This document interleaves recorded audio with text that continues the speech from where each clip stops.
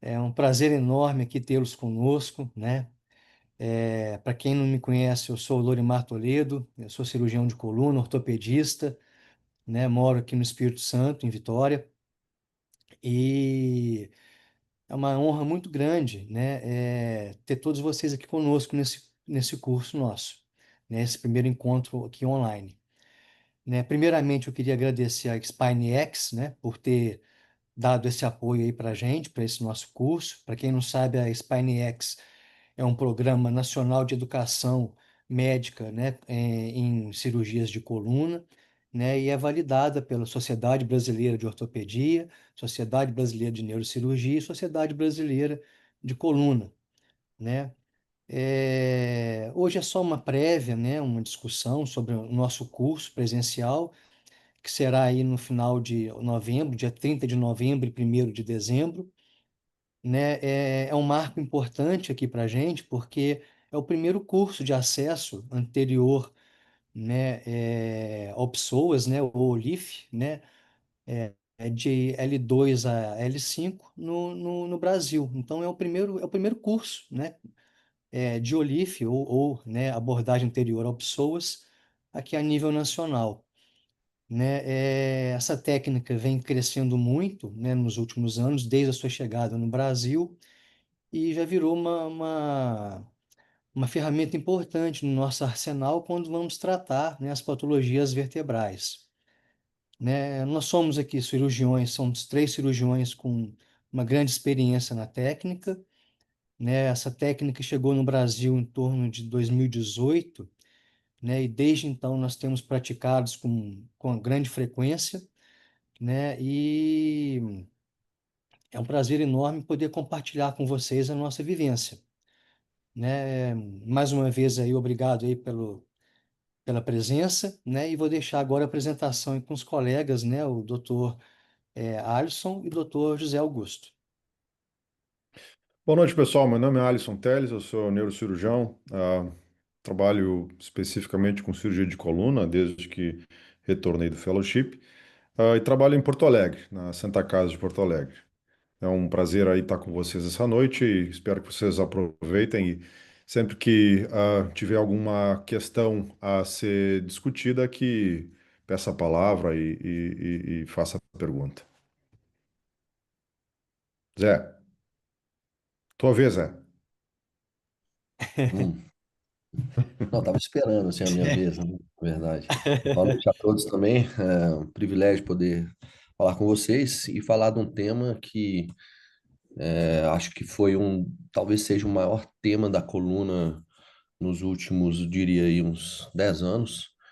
Para mim, e não só para mim, mas todos que fazem muito essa técnica, né, e também na literatura a gente sabe hoje que talvez seja o maior marco de mudança de paradigmas ali na coluna lombar, nas doenças degenerativas da coluna, exatamente porque ela consegue fazer algo simples, seguro e correções muito importantes para o paciente. Então, é algo que tem se falado muito, é um privilégio, igual o doutor Olimar falou, a questão é o primeiro curso exclusivo desta técnica.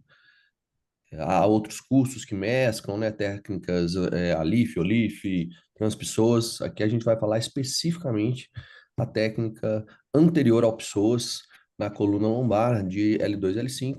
Então, é um prazer estar aqui com vocês. Sou José Augusto Malheiros, neurocirurgião, e espero que vocês todos possam curtir a, a nossa aula aí de aproximadamente 1 hora em que nós vamos abordar esse tema para vocês. É, vamos começar então.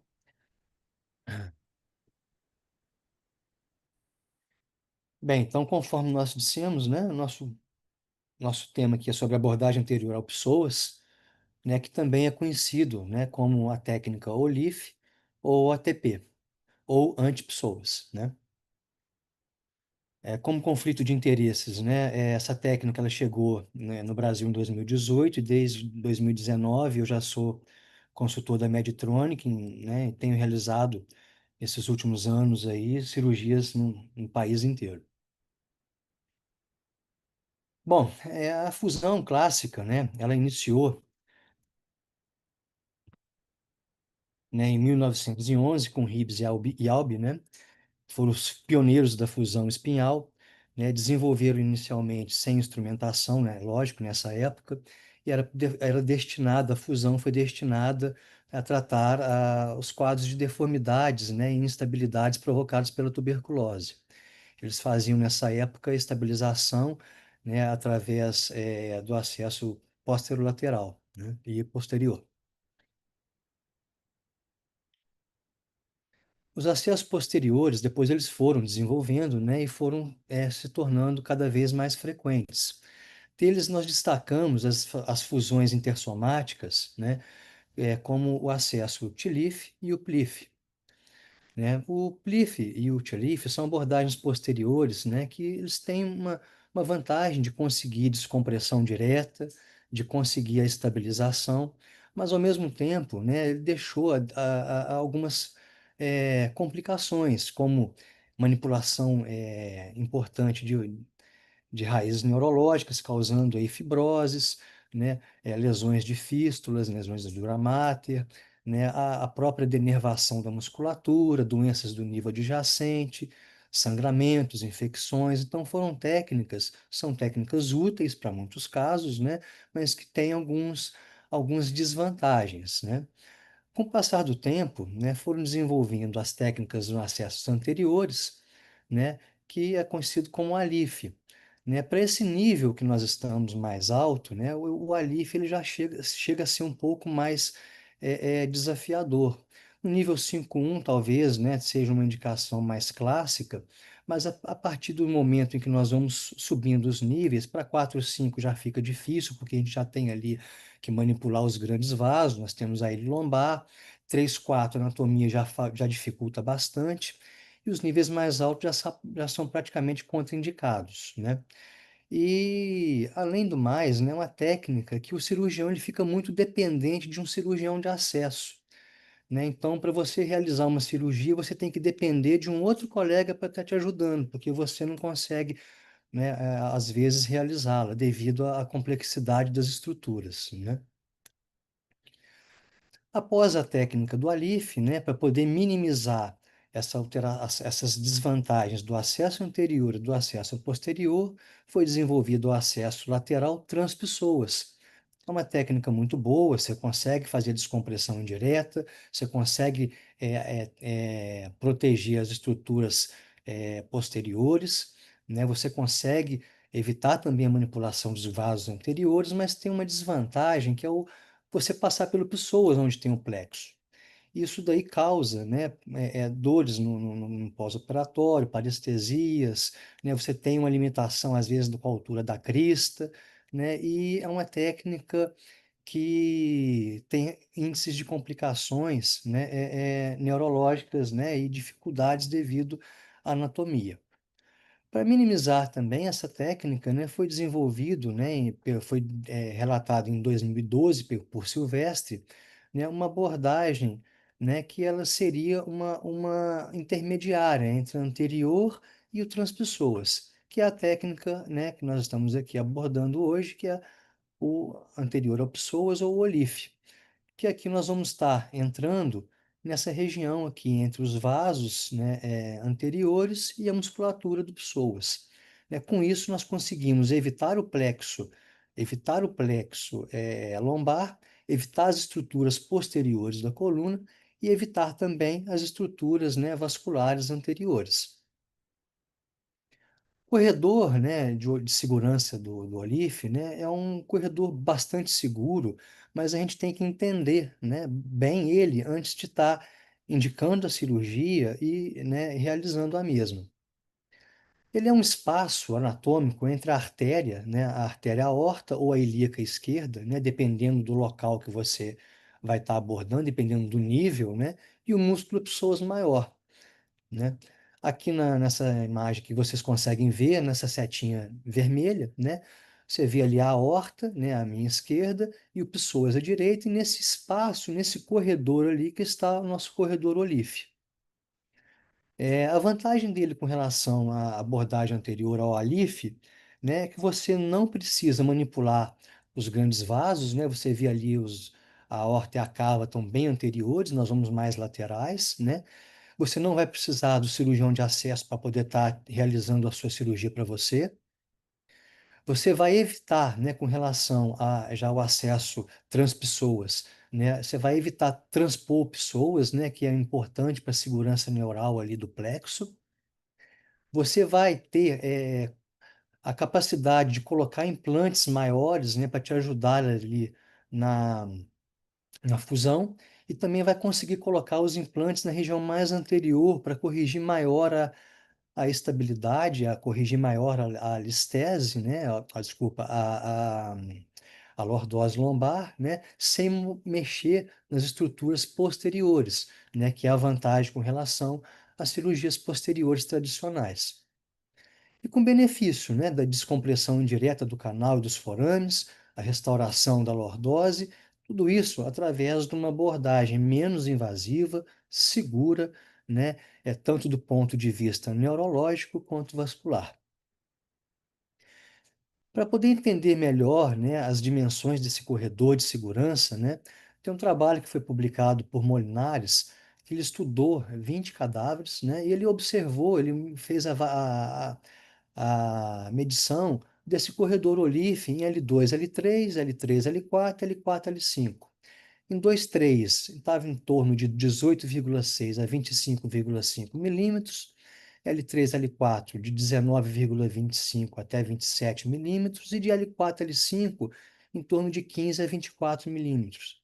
Então isso aí é um trabalho interessante que mostra, né, que o espaço ele é grande o suficiente para a gente poder conseguir colocar o nosso queijo, ter acesso ao corpo vertebral e fazer a colocação dos nossos implantes.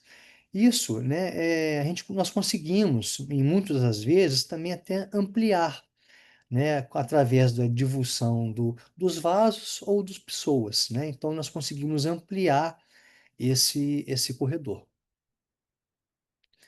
As estruturas anatômicas mais importantes envolvidas ali nessa cirurgia, né, são as estruturas abdominais.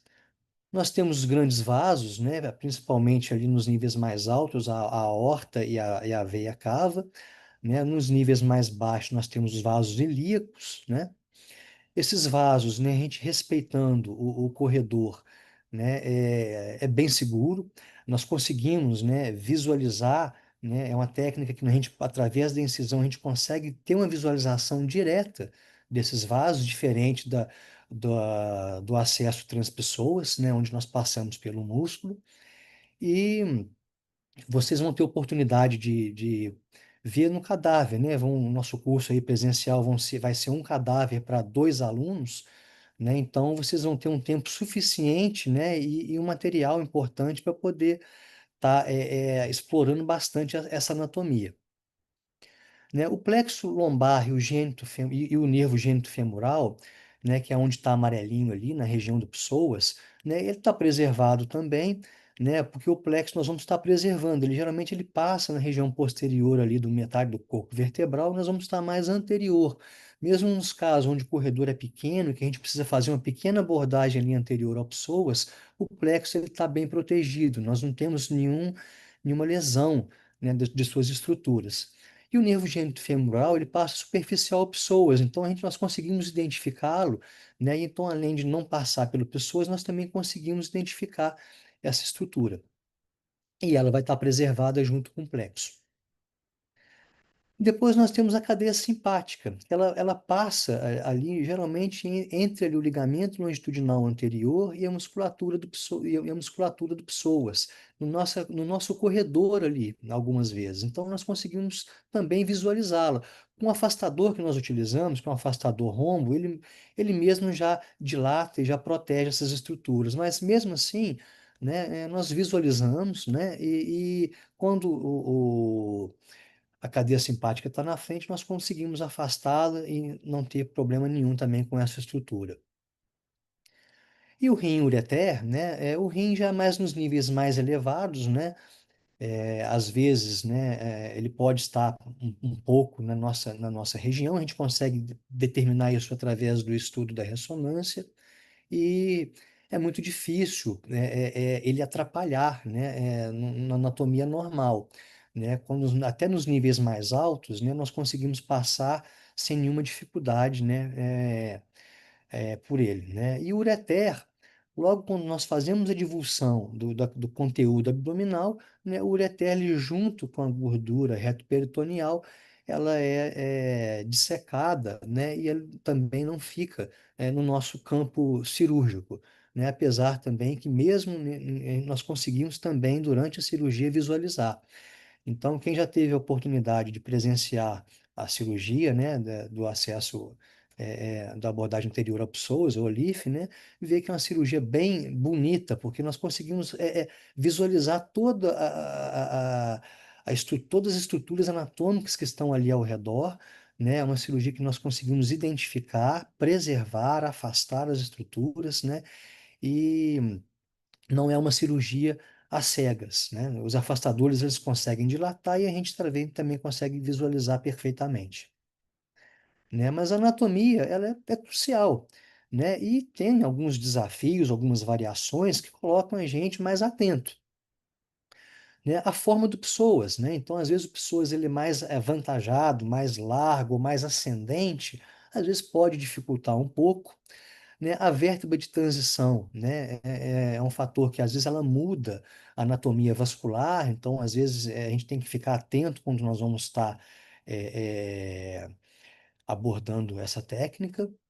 A espondilolistese também, às vezes a listese é um grau mais elevado, né? Então a gente fica com um espaço pequeno para poder colocar nosso implante, para poder fazer as manobras de correção e até mesmo, né, os vasos também ficam numa anatomia diferente, então a gente tem que ter um controle importante. A escoliose, ela muda a disponibilidade dos vasos, né? Geralmente é uma escoliose, o lado da concavidade, você tem um espaço, né, do corredor olífeo vai ficar um pouco mais reduzido. E as variações vasculares e variações renais, né, que nós também temos que prestar atenção, né, que são alterações que podem, às vezes, dificultar ou até mesmo impedir, né, a nossa técnica.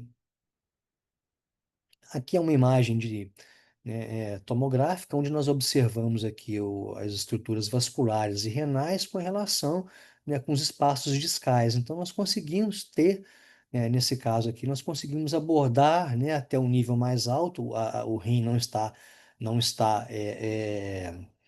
impedindo, né, a nossa abordagem, assim como os vasos, né? Mas você vê ali a proximidade deles, né, com o nosso espaço a ser atingido. E quem se beneficia, né, com o OLIF, né, ou ATP? Que paciente que vai beneficiar, né, se nós utilizarmos essa técnica?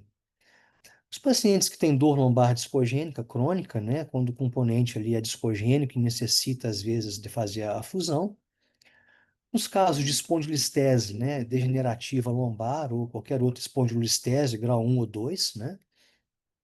Nos casos de instabilidade, onde é necessária a fusão, estenose, né, leve a moderada, beneficia bastante, né? Casos de estenose, né, severa, né, nós também conseguimos ter algum benefício, isso vai depender muito da clínica e do paciente, né? Geralmente, no início, pode ser que demore um pouco mais a ter uma melhora nos casos mais acentuados, mas alguns trabalhos mostram que até em um ano, né, o diâmetro do canal ele melhora muito em relação à ressonância, né, ao diâmetro pré-operatório.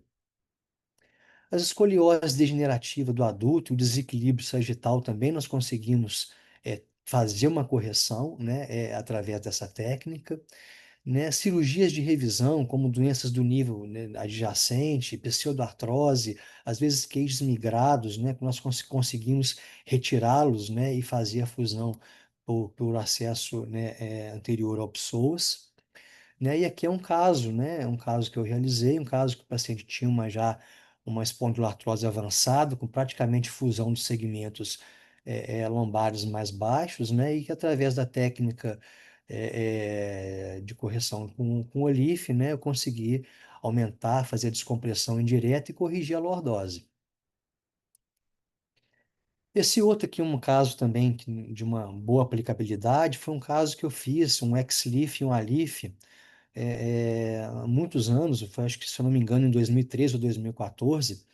E esse paciente ficou muito bem durante um certo tempo, e depois ele evoluiu com um quadro de dor lombar importante, né? E um quadro também de claudicação.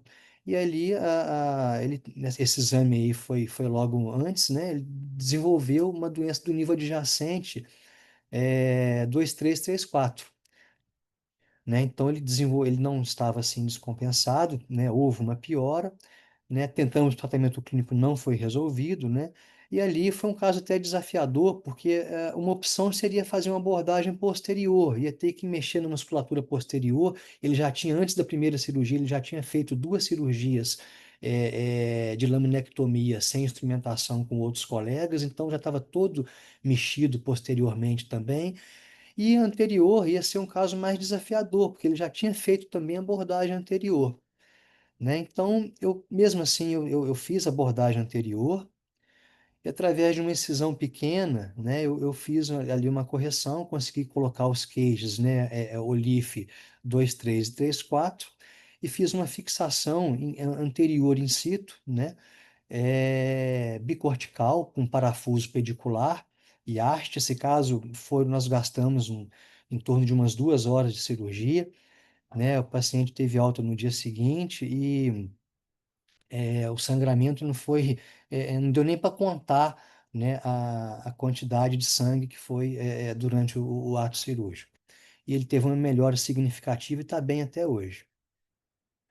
Né? Os parâmetros clínicos, né, pré-operatórios, né, vão ser importantes também para a gente poder avaliar se tem uma indicação e se tem uma contraindicação da nossa técnica. Na osteoporose grave, nós temos sempre que investigar, né? Isso aí, às vezes, a posição que nós vamos colocar o queijo pode ser que haja fratura ou até mesmo um subsidence. O subsidence é uma complicação mais comum por essa técnica, né? Quando você tem uma estenose grave, né, conforme eu disse, às vezes pode ser necessário fazer uma descompressão posterior, né, mas a gente geralmente consegue fazer mesmo assim por essa técnica. Isso vai depender muito das condições, né, do quadro clínico, né, de dor e limitação do paciente, se ele aguenta esperar mais um tempo para recuperar, porque nos casos mais graves a recuperação vai ser um pouco mais lenta, mas é uma técnica muito boa para nesses casos também. Já teve casos que eu fiz com estenose grave, que eu fiz, que a gente fazia no início a fixação anterior e depois eu tentava fazer a descompressão posterior. Quando eu ia para posterior, né, eu via que já não tinha compressão, né? Então isso aí deixa a gente mais animado, né, com as abordagens, né, até mesmo em alguns casos, né, de estenose mais grave, né? Quando você tem uma necessidade de descompressão direta, né? Então aí às vezes pode ser que uma abordagem posterior seja mais efetiva, ou você pode fazer o OLIF, né? E fazer uma descompressão posterior menos invasiva, tubular, ou até mesmo por via endoscópica, né? Quando você tem uma fusão espontânea do espaço intervertebral ou das facetas, isso aí pode te dificultar na hora de colocar, né, o cage, né, o leaf, né, o ATP, e às vezes pode ter um subsides ou até mesmo fraturas, ou até ser difícil, né, corrigir a lordose e fazer a descompressão indireta.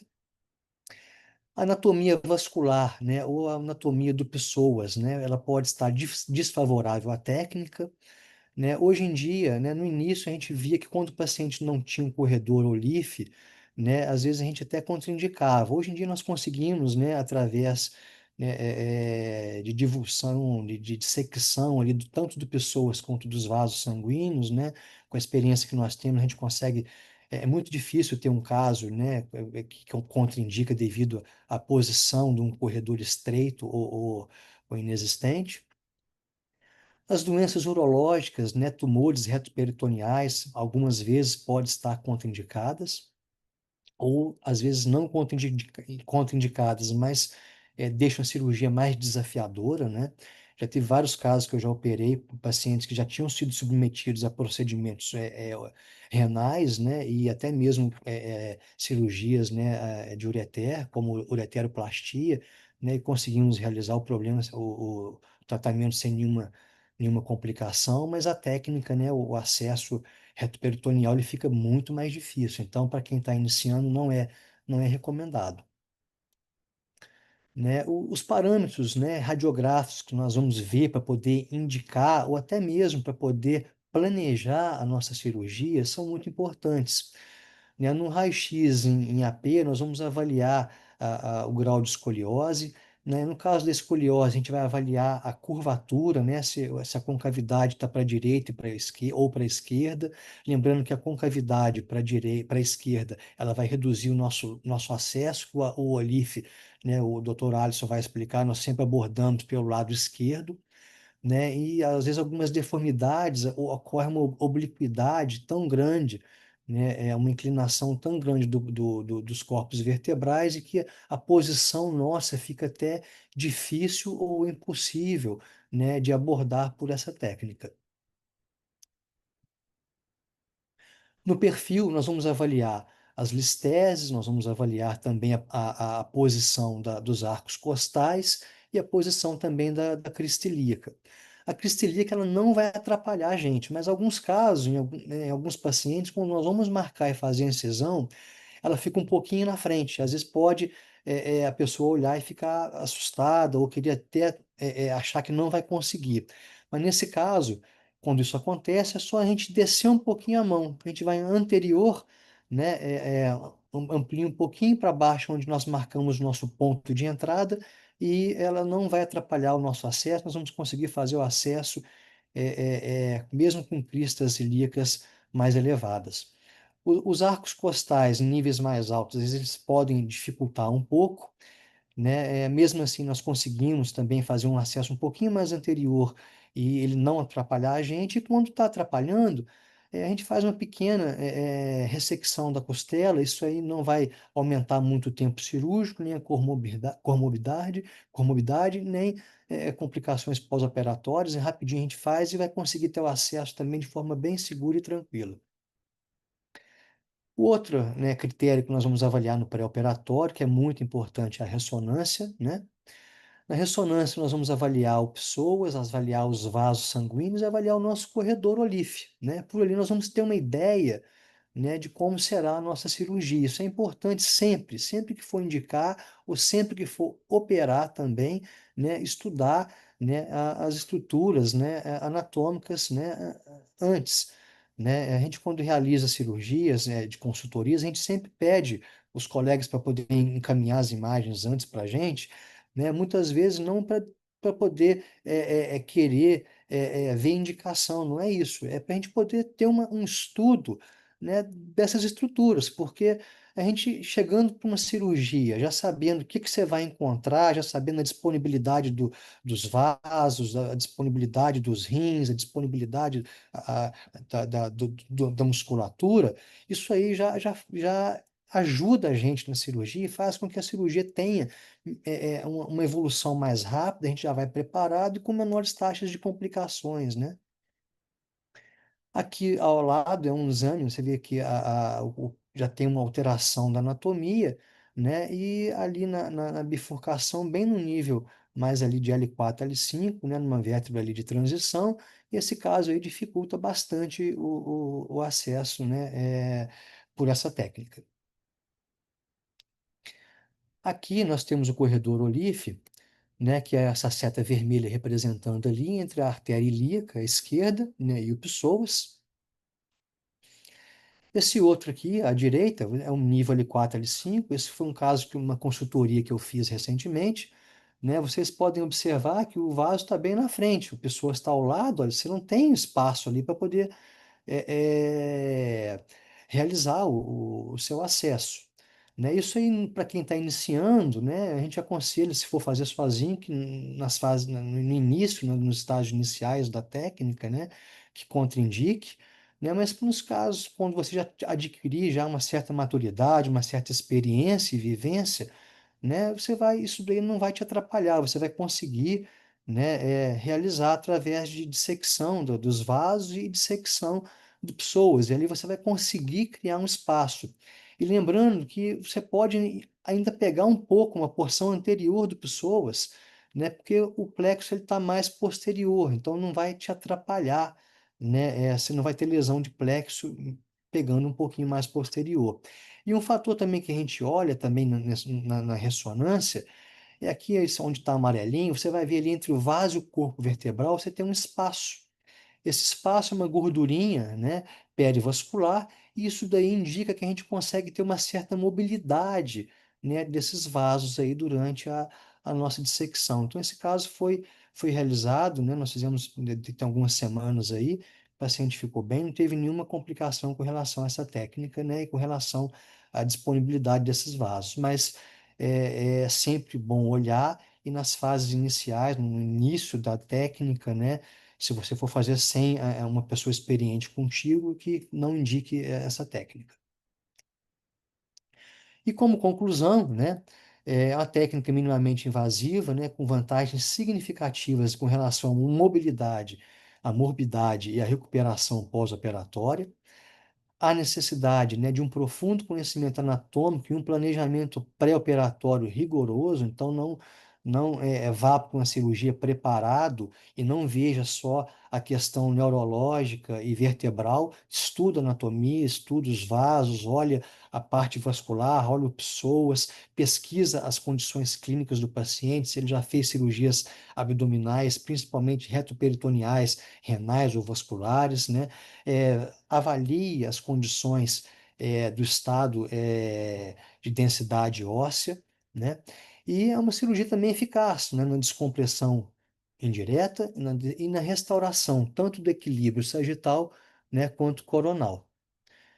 Muito obrigado aí a todos, né?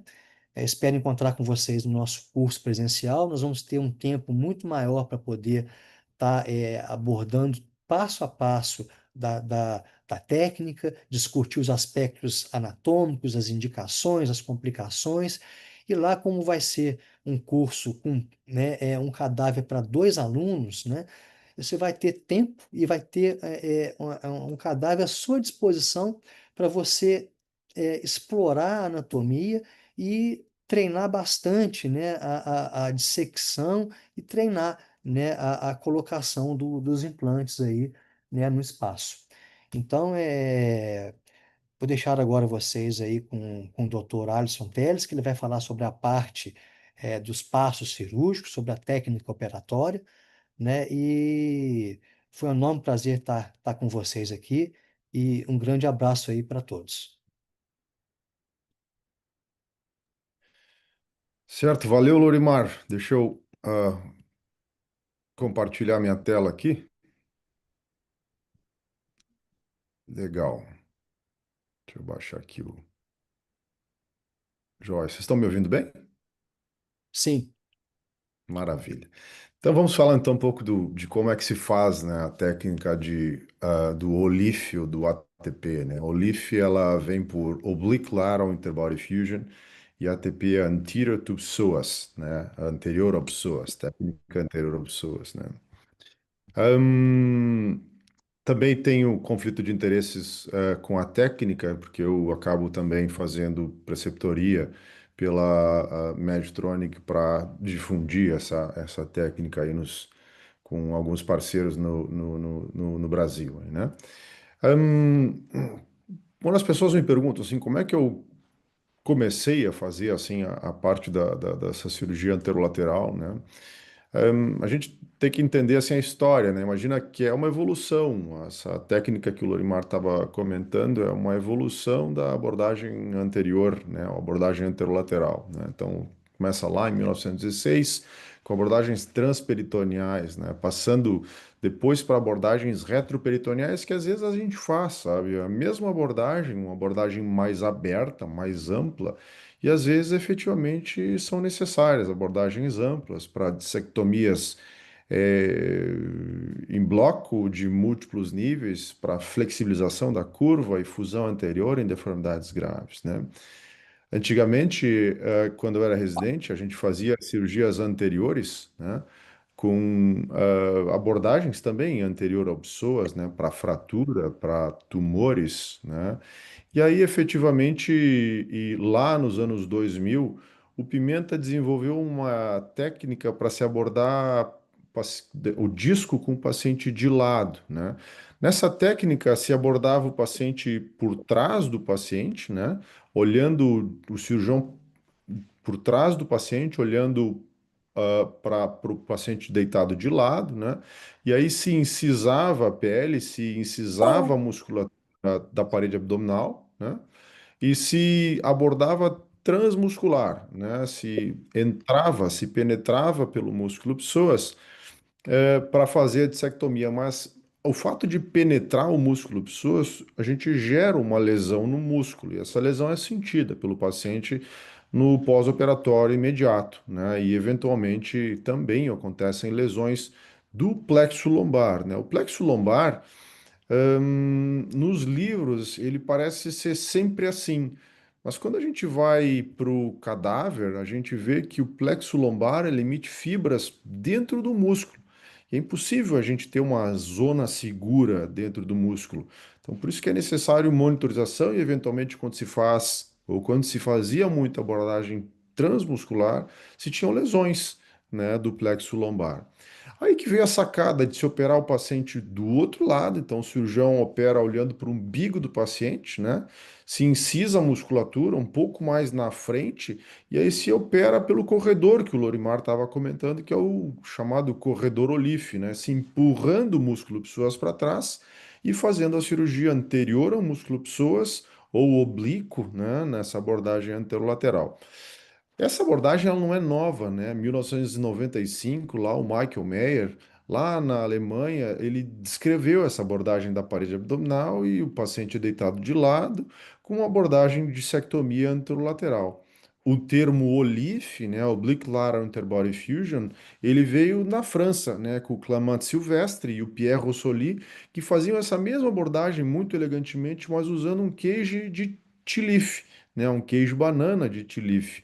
E aí a indústria ela veio juntamente com Richard Hines, né, nos Estados Unidos e desenvolveu instrumentais específicos para isso. Lembrando que esses instrumentais atualmente várias empresas desenvolveram seus kits, várias empresas desenvolveram os seus queijos, os seus afastadores, né? Então hoje a gente tem uma gama grande de opções para fazer esse tipo de abordagem que foi descrita com essa empresa aqui.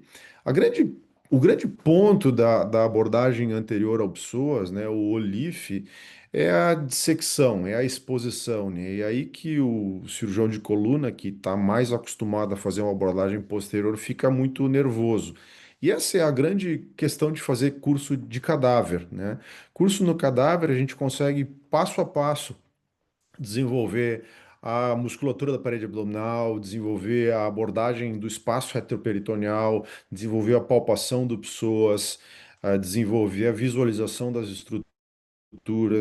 E aí, quando o colega, o cirurgião, chega para fazer o seu caso, é primordial que ele tenha feito isso no modelo, né, no cadáver, antes de fazer a cirurgia. O paciente, então, é posicionado em decúbito lateral direito, lado esquerdo é para cima, sempre pelo lado esquerdo, e a gente vai fazer um raio-x marcando os discos.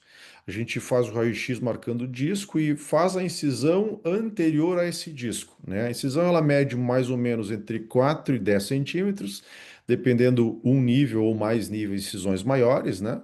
E aí, quando a gente incisa, a gente tem que abordar a musculatura abdominal. A musculatura abdominal, a gente aborda o músculo oblíquo externo, o oblíquo interno e o músculo transverso, né? A fáscia transversalis. Quando a gente chega no reto peritônio, a gente tem que identificar algumas estruturas importantes, como o peritônio, o psoas, o ureter, o tronco simpático, o ligamento longitudinal anterior, os grandes vasos, né? O músculo psoas contralateral, Todas essas estruturas a gente tem que ter em mente. E quando a gente faz a dissecção do retroperitônio, a gente vai palpar o músculo psoas e vai olhar para ele, vai olhar para a borda anterior do psoas, e é essa visão justamente que a gente vai ter no momento da cirurgia. A gente vai ver o disco, a gente vai ver o tronco simpático, e aí é que a gente vai começar a posicionar o nosso dilatador de uma maneira segura, sem vaso na frente, sem ureter na frente, sem tronco simpático na frente, sem músculo psoas na frente.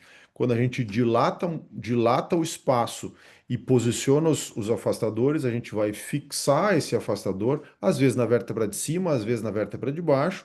Depois que a gente fixa isso, a gente consegue retirar os tubos, colocar uma fonte de iluminação lá dentro, olhar para o espaço discal e começar o trabalho, né? Quando a gente começa o trabalho, a gente vai fazer uma dissectomia com pinças de disco, Kerrison também, né? E aí a gente vai, depois da nossa dissectomia, tudo baseado na radioscopia, né? A gente vai retirar o disco. Quando a gente começa a retirar o disco, a gente vai ter que perfurar o anel fibroso contralateral, porque é ele que vai impedir de tu fazer a distração, e só com a distração é que acontece a descompressão indireta. Depois da dissectomia, a gente vai fazer o nosso trialing, né? A gente vai provar o tamanho do queijo e aí vai seguir com a colocação do queijo. Vejam que no momento da colocação do queijo acontece a distração, a gente vê o forame se abrindo, a gente vê o canal se abrindo e a gente vê a descompressão indireta no raio-x. A gente prossegue então com a retirada dos dilatadores e o fechamento, né? Basicamente, essa é a técnica que a gente vai desenvolver no cadáver lá no dia 30 e 31. Recentemente a gente acabou fazendo um consenso, né, dessa abordagem. A indústria nos procurou para desenvolver um consenso na América Latina para desenvolver algum consenso em respeito a algumas dúvidas que existiam a essa abordagem. Por exemplo, a crista ilíaca, se a gente pode fazer ou não, isso já o Lorimar comentou. Em relação ao corredor Olife, né? Então a gente vê o corredor Olife, esse caso é um caso bom de fazer. Esse caso é um caso que a artéria está na frente, mas a artéria a gente pode jogar para o lado, então esse caso a gente também pode fazer. Já casos onde a veia está muito do lado, talvez sejam casos que a gente não deveria fazer, né? Então, a fusão oblíqua lateral intersomática, ela tem muitas coisas boas, como uma visualização direta, né? Ela tem um potencial para redução de complicações neurológicas, a gente não precisa de monitorização. Talvez na deformidade eu uso a monitorização, né? Ela é mais factível no nível L4 e L5 em comparação com a abordagem transmuscular, e tem algumas coisas contra essa abordagem também que a gente pode discutir de maneira mais aprofundada no curso, né? Gostaria de convidar todos então para o curso que vai ocorrer nos dias 30 de novembro e dia 1º de dezembro, lá na Quirontec em São Paulo. Vou passar então a palavra para o meu amigo Zé Malheiros, para ele mostrar alguns casos aí. Só não assusta muito, tá, Zé? Pega leve, tá bom? Grande Alisson, pode deixar. Vou pegar leve. Temos aí mais um tempinho. É, mais uma vez, é um prazer aqui estar falando com vocês sobre a técnica. Bom,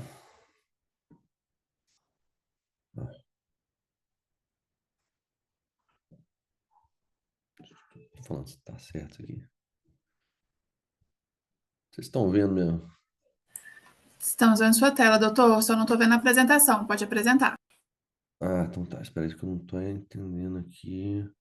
Tá, deixa eu ver aí. Perfeito. Tudo certo, deixa eu fechar isso aqui. Tudo certo, hein? Tá dando para ver? Perfeitamente, doutor. Beleza. Então, boa noite a todos mais uma vez. Dando seguimento assim à nossa estratégia, então, o doutor Lorimar já deu a primeira introdução, o Alisson falou sobre a parte, não só da parte do passo a passo ali da técnica, que é algo que nós vamos ver muito lá no cadáver. Aqui é falar um pouquinho, uma parte mais prática. Então, para a gente fechar, vamos dizer assim, essa primeira aula e para a gente ver as possibilidades dessa técnica. Como eu disse ali na apresentação, hoje eu acho que é um dos grandes marcos da cirurgia de coluna, da cirurgia de fusão da coluna, exatamente porque ela nos simplifica, vamos dizer assim, ela me dá ela simplificou algo complicado.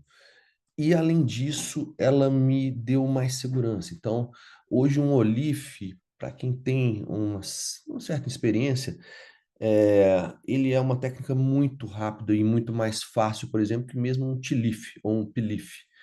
E com uma eficácia e, pelo tempo, uma eficiência também bem maior.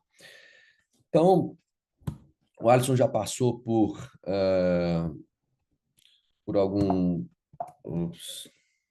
por toda essa parte da história. A gente sempre fala na história, por quê? Porque é algo que o Olif ele veio como uma evolução, eu diria, natural dessas técnicas de fusão. Então, ou seja, como o Alisson disse brilhantemente, a técnica ela foi meio que se aprimorando, né?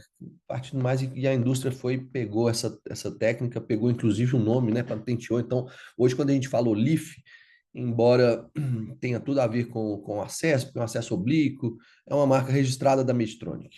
E o nosso conflito de interesse é, né, inicialmente com a Medtronic, mas nesse curso, por exemplo, a gente fez questão também de mostrar, não é um curso patrocinado da Medtronic, né, é um curso que a gente vai fazer usando outros materiais, exatamente para a gente ter também, não só o da Medtronic, para ter também essa vivência com todos os acessos. Então, com todas as outras empresas também.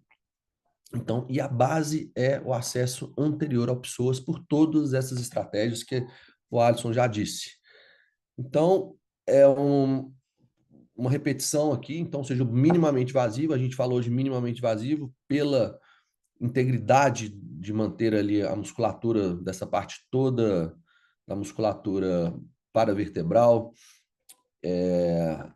e do psoas, né, intacta.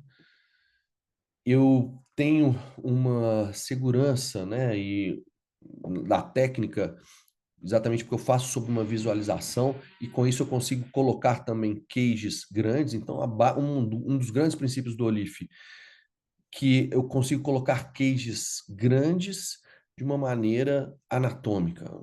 Talvez vamos dizer assim, a grande frase aí do Olif ou do acesso transpessoas. Aqui, todas as vezes a gente já está tão habituado com a técnica falando de Olif, mas isso quer dizer o ATP, mas vocês deu um desconto aí.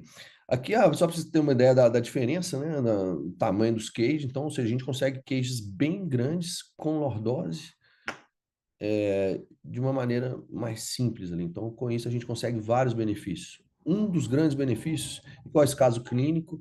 Um paciente com uma estenose lombar, uma claudicação, com uma dor mecânica associada, em que a gente consegue algo importante aqui, ou seja, uma descompressão indireta apenas com a colocação de um cage. Aqui, outro caso, eu posso também mesclar esse posicionamento do cage, por isso que o acesso ele tem que ser muito anterior, porque aí eu consigo colocar esse cage na posição adequada que eu quero, então posso julgar ele mais anterior se eu quero, por exemplo, mais lordose. Eu consigo corrigir procedimentos que são muito difíceis de correção, num ponto de vista muito trabalhoso, do ponto de vista de uma via posterior, que são as laterolistese, então correções coronais simples, e correções também coronais mais complexas como essas. Então, ou seja, eu pego um caso complexo de uma deformidade do adulto e com a colocação dos cages, com ganho progressivo de lordose, mapeando, né, planejando a cirurgia, obviamente, eu consigo muitas vezes consertar muito bem essa coluna, colocá-la num prumo, com correções de deformidade, com os parâmetros espinopélvicos satisfatórios, e um resultado bem interessante também no pós-operatório. Aqui a cifose da paciente, por exemplo, né, no pré e no pós, e o tanto que a gente consegue, né, um resultado muito satisfatório nesses pacientes. Aqui, casos de deformidades do adulto também, que é um dos grandes marcos da cirurgia, da técnica, porque ela me pega um tema complicadíssimo e simplifica, vamos dizer. Então, nesse caso aqui, por exemplo, associado a LIF e técnicas laterais, e com isso eu não preciso de tanto arcabouço posterior, com dissectões, osteostomias, PCO. Então, ou seja, eu consigo diminuir muito, não só a agressividade do meu acesso posterior, mas também os níveis também que eu vou artrodesar. Então, aqui um caso, por exemplo, típico em que eu fiz 4 níveis aqui de acesso anterolateral e com parafusos percutâneos. Isso a gente consegue, assim, resultados bem satisfatórios, aqui já com 6 anos de resultado, e o que a gente quer do nosso paciente. A gente não quer um paciente só livre de dor, a gente quer um paciente funcional, correndo, na academia e por aí vai. Outra grande vantagem do acesso é naqueles pacientes que já foram operados por via posterior. A gente cada vez mais vai ver isso, não só por endoscopias, por microdissectomias, mas também por infecções e por aí vai. Isso, igual nesse exemplo, um paciente que já com uma laminectomia nesse nível, várias cirurgias, infecção, retirada de instrumental, em que a gente precisa, às vezes, estabilizar o paciente. E você imagina, o acesso todo fibrosado, todo restrito ali no acesso posterior, você desvia essa abordagem para um acesso anterior e resolve muito bem esse problema desse paciente, por exemplo.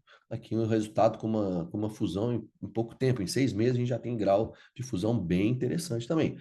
O Lourimar já deu uma citada, isso também que é outro grande ponto, que é a colocação desses cases em níveis adjacentes. Isso, claro, então, mais uma vez, mesmo princípio. Eu tenho um flatback, eu tenho um tecido fibroso enorme ali atrás. Eu faço um acesso lateral, com ou sem, muitas vezes a gente pode deixar um Stengalone e deixa um paciente livre de uma abordagem agressiva posterior. Aqui, uma degeneração caudal, também outra grande indicação. O paciente, ao invés de se abrir, secar, tirar instrumental, aqui como a gente vai descer, a gente taca o cage e só reposiciona, por exemplo, os parafusos. Então, ou seja, eu minimizo também o meu trauma e com isso eu consigo também bons resultados. Aqui, uma fixações também factível com a técnica, a fixação in situ. Então, já é descrito que a gente, em degenerações, níveis adjacentes, a gente pode colocar o cage, se ele mantiver um equilíbrio interessante espinopélvico, a gente consegue uma fixação também lateral, sem precisar também mexer atrás. Então, isso tudo são todas as nuances, as características ali próprias dessa técnica. Então, como é uma técnica anatômica, eu consigo fazer isso, eu consigo uma exposição muitas vezes grande, eu estou vendo o que eu estou fazendo. Isso é algo bem interessante, algo que, por exemplo, no acesso transpessoas, eu tenho uma limitação, né, do tubo. Aqui eu consigo ver onde que eu estou vendo, onde eu estou, eu consigo anatomicamente fazer essa dissecção e consigo fazer técnicas também mais evoluídas, não só corpectomias, mas também, assim, essas correções laterais.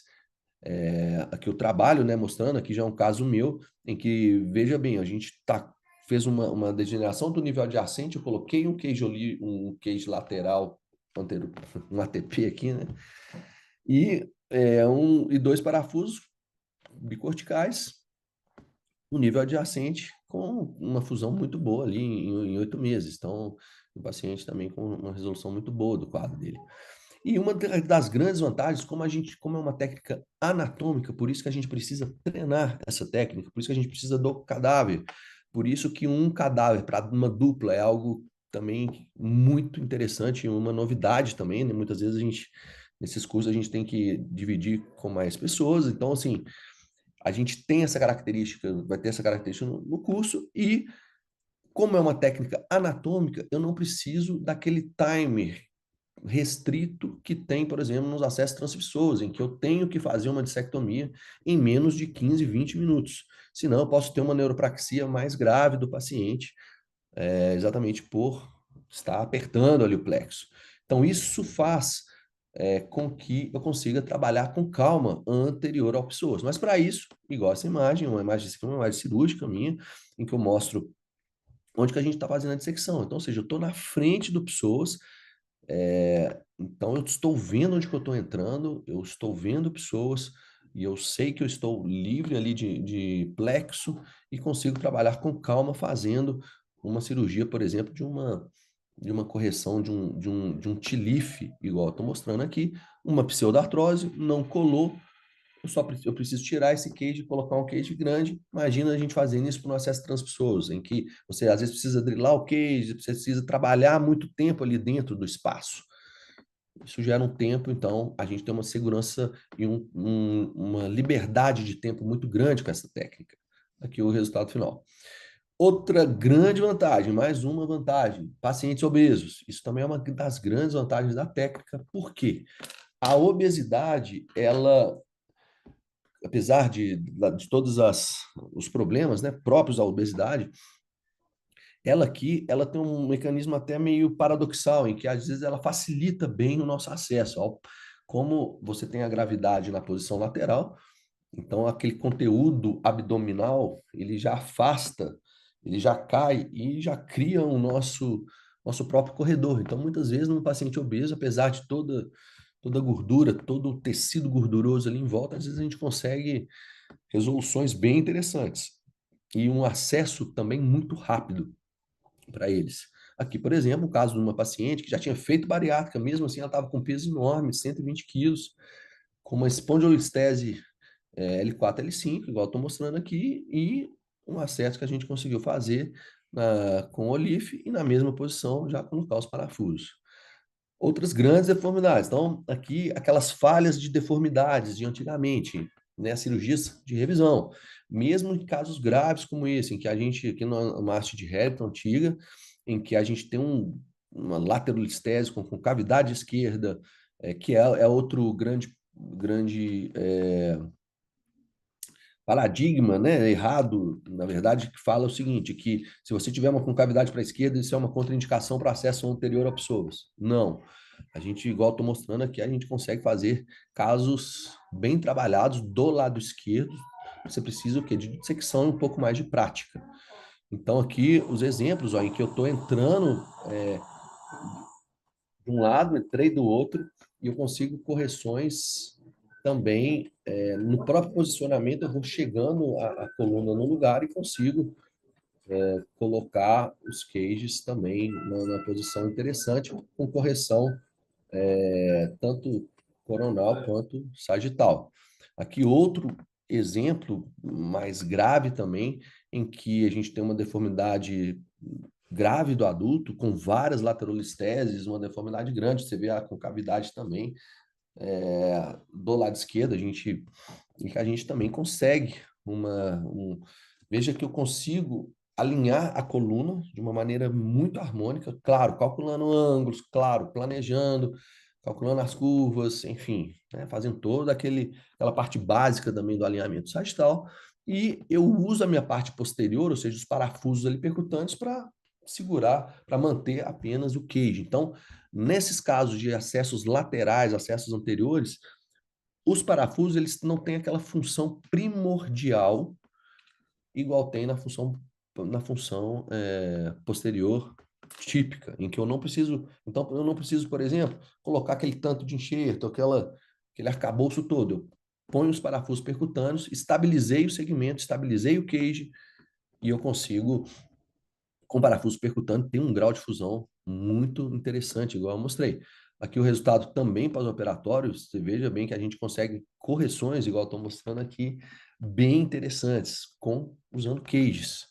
Então a gente consegue voltar à lordose ideal para o paciente, a gente consegue reequilibrar o paciente e usar os parafusos percutâneos. Eu deixo esse paciente, eu faria uma correção dessa com osteotomias, parafuso de ilíaco, uma cirurgia enorme, eu consigo diminuir essa agressividade absurdamente com essa técnica. Então, basicamente, a grande questão aqui desse do nosso curso, de todas as nossas ideias aqui do curso, trazer essas grandes vantagens ali da técnica, né? São múltiplas indicações clínicas, principal, como eu disse, cirurgias, principalmente cirurgia de revisão, retirada de queixo com pseudartrose, instabilidade de múltiplos níveis, degeneração do nível adjacente, ou seja, daqueles casos de grande problema, de grande complexidade para o nosso dia a dia, eu consigo resolver também. Claro, e tem os casos simples, óbvios, né? Os casos do nosso dia a dia, um DDD, uma discopatia, um caos mecânico, que aí sim aí indicações também bem interessantes. Então, basicamente, o que a gente tinha para falar, a ideia nossa assim, era trazer um pouco desses benefícios todos da técnica para vocês. A ideia é que a gente consiga, no curso, ainda deixar isso bem claro, né? Como a gente vai poder fazer essas dissecções e um passo a passo bem quase que individual, praticamente individual, como são, né, uma dupla, a gente vai conseguir aí fazer todas essas dissecções, esse passo a passo e, o contato conosco também, né? Hoje nós fazemos preceptorias aí para o Brasil todo, então a gente também estará lá disponível para essa proximidade ali conosco e não só de discutir casos clínicos, inclusive se quiserem trazer casos para discussão conosco, tirar as dúvidas, a gente pode fazer isso também durante o curso. Enfim, basicamente é isso. Eu vou passar aqui a palavra para a Quinontech, para que ela teça aí os últimos ajustes, os últimos comentários e as considerações finais. Grande abraço a todos e boa noite.